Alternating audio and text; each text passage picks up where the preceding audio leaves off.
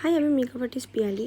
আজ আমি ব্রাইড করতে চলে গেছিলাম অশোকনগর। এটি ছিল অক্টোবরের 19 তারিখ। এটি ছিল কালী পুজোর আগের দিন। যথারীতি আমরা বেরিয়ে পড়েছি গোবরডাঙ্গা থেকে অশোকনগরের উদ্দেশ্যে। বাই রোড যখন আমরা যাচ্ছিলাম তখন ব্রাইড আমাকে ফোন করেছিল, বাট আমি সেই ফোন রিসিভ করতে পারিনি। ব্রাইডের লোকেশনে গিয়ে পৌঁছানোর পরে দেখছি একটি মৃতদেহর গাড়ি দাঁড়িয়ে রয়েছে। তো বুঝে উঠতে পারছিলাম না যে কাউকে জিজ্ঞেস করবো ব্রাইডের বাড়িটা কোথায়। তারপর আমি আমার ব্রাইডকে ফোন করি, তারপর আমার ব্রাইডই আমাকে নিতে আসে।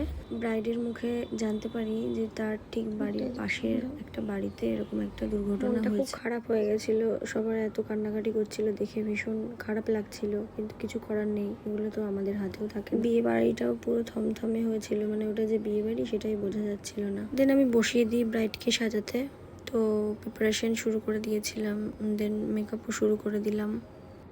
ও সরি, ব্রাইডের আজকে নাম বলতেই ভুলে গেছি।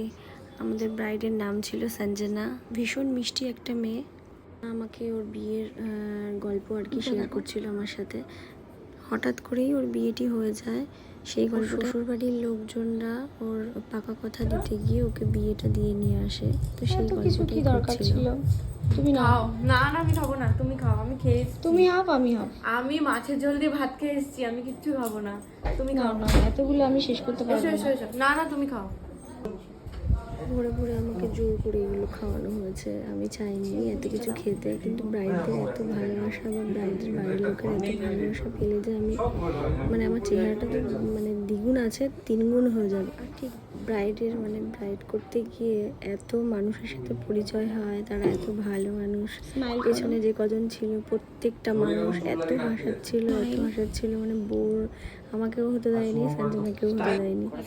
আর ওরা ভীষণ ভালো ছিল, প্রত্যেকটা মানুষ খুব ভালো ছিল। তাদের মধ্যে আমার ব্রাইড ছিল সব থেকে মিষ্টি ছিল আমার ব্রাইড।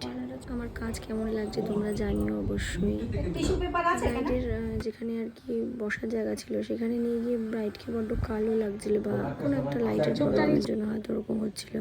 বাট নিয়ে এসে আমি আবার ঘরে নিয়ে এসে ওকে কিছু ফটো ভিডিও করি।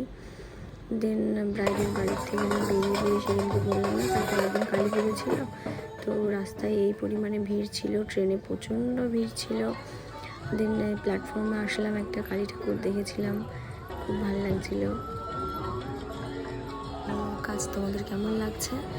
আর নেক্সট টাইম আরও ভিডিও আপলোড করব, তোমরা